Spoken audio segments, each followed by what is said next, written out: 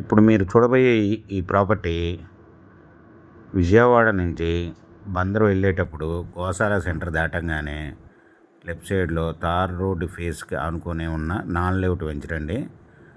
దీనికి దగ్గరగా భ్రమర టౌన్షిప్ వాళ్ళు వేసిన వెంచర్ కూడా ఉందండి. ఇది అండి భ్రమర టౌన్షిప్ వాళ్ళది.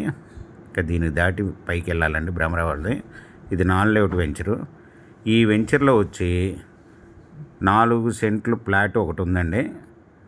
10 సెంట్లు 12 సెంట్లు కలిగిన ప్లాట్లు సౌత్ ప్లస్ నార్త్ కలిగిన ప్లాట్లు ఉన్నాయండి నాన్ లేఅవుట్. ఇది సెంట్ వచ్చి 6,80,000 రూపాయలు చెప్తున్నారండి.